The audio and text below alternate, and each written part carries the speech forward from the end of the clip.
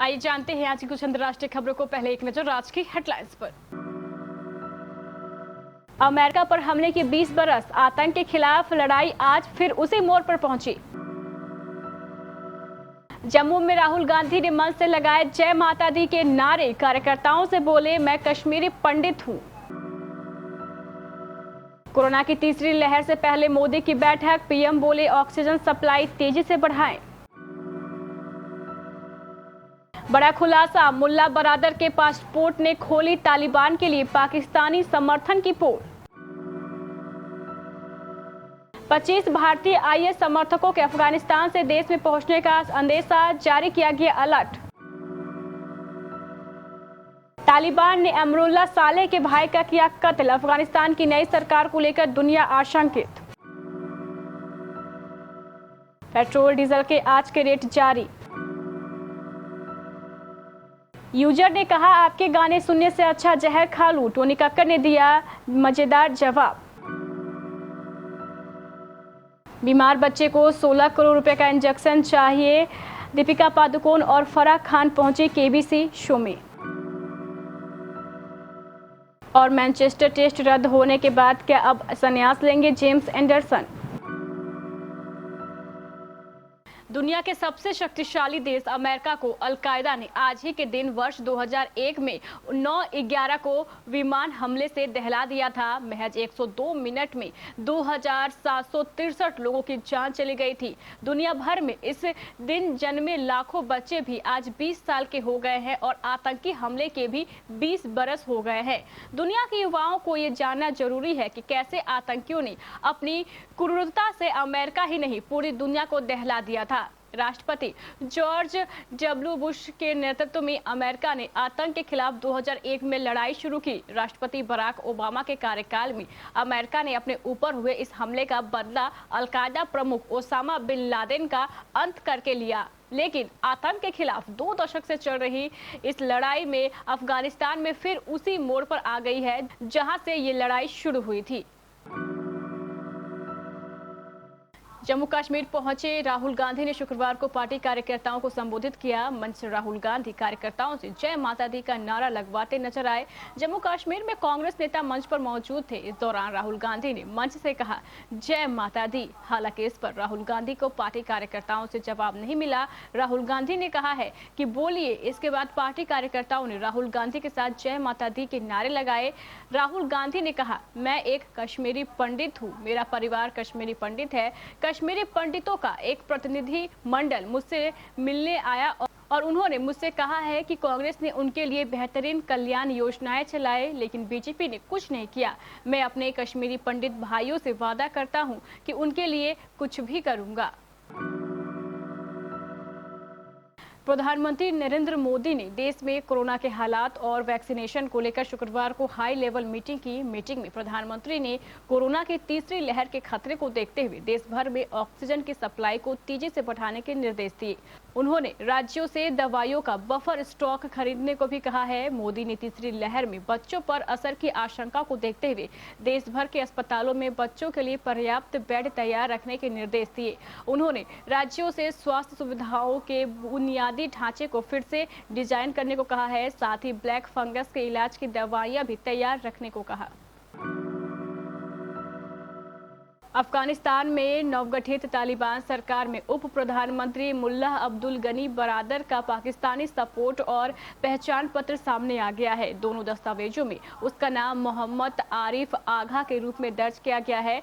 इससे पाक खुफिया एजेंसी आईएसआई के काबुल पर कब्जे के अभियान में तालिबान को मदद देने की खबरों को एक बार फिर बल मिला है। इस तरह से यह साबित हो रहा है कि तालिबान की अफगान की सत्ता में वापसी में पाकिस्तान ने जमकर मदद की है। इस्लामिक स्टेट के प्रति निष्ठा रखने वाले 25 भारतीयों के एक समूह के बारे में खुफिया अधिकारियों का मानना है कि वे अफगानिस्तान से भारत पहुंचने की फिराक में हैं। पिछले महीने अफगानिस्तान पर कब्जे के बाद तालिबान ने विभिन्न जेलों को तोड़ दिया था। इसके बाद इन भारतीयों के देश में आने की बात कही जा रही है। इन्हें भारत के लिए एक बड़ा खतरा माना जा रहा है। आतंकी समूह आईएस के संपर्क रखने के कारण ये सभी 25 भारतीय राष्ट्रीय जांच एजेंसी के वांछितों की सूची में है। एएनआई अधिकारियों का कहना है कि इन भारतीयों की मौजूदा स्थिति के बारे में वे अवगत नहीं है, लेकिन जांच से पता चलता है कि ये सभी अफगानिस्तान के नागर राह प्रांत में आईएस में शामिल हो गए थे। अफगानिस्तान में बंदूक के बल पर सत्ता पर कब्जा जमाने वाले तालिबान का क्रूर चेहरा दुनिया के सामने आने लगा है। काबुल में अपने अधिकारों की मांग को लेकर सड़कों पर उतरी महिलाओं और पत्रकारों पर ज्यादती करने वाले तालिबान ने अफगानिस्तान के पहले उपराष्ट्रपति रहे अमरुल्लाह सालेह के बड़े भाई का कत्ल कर दिया है। हत्या से पहले उन्हें घोर यातनाएं दिए जाने की भी खबर है। तालिबान के अतीत से वाकिफ विश्व बिरादरी अफगानिस्तान की नई सरकार को लेकर आशंकित हो रही है। हालात यह हो गए हैं कि ना तो तालिबान के साथ समझौता करने वाले अमेरिका को और ना ही दुनिया के दूसरे देशों को ही उसकी कथनी पर भरोसा हो रहा है। तेल विपणन कंपनियों ने पेट्रोल और डीजल के शनिवार के नए रेट जारी कर दिए। सरकारी तेल कंपनियों ने कल लगातार छठे दिन यानी 11 सितंबर को भी देश भर में पेट्रोल डीजल दोनों ही ईंधन की कीमतों में फेरबदल नहीं किया है। देश के सबसे बड़े ईंधन खुदरा विक्रेता इंडियन ऑयल कॉरपोरेशन के अनुसार राष्ट्रीय राजधानी दिल्ली में पेट्रोल की कीमत 101 रुपये 19 पैसे और डीजल के दाम 88 रुपये 62 पैसे प्रति लीटर पर अपरिवर्तित है। सिंगर टोनी कक्कर का नया गाना कांटा लगा रिलीज हुआ है। इस गाने में नेहा कक्कर फीचर हुई हैं। हनी सिंह भी इसका हिस्सा नजर आए। सोशल मीडिया पर टोनी कक्कर को ट्रोल्स का सामना करना पड़ रहा है। एक यूजर ने लिखा है कि टोनी कक्कर के गाने सुनने से ज्यादा अच्छा है कि वह जहर खा ले। टोनी ने यूजर्स को मुंहतोड़ जवाब देते हुए रिप्लाई दिया है। शुक्रवार को टोनी कक्कर को टैग करते हुए एक यूजर्स ने लिखा, सर आपके गाने सुनने से अच्छा मैं जहर खाकर मर जाऊं।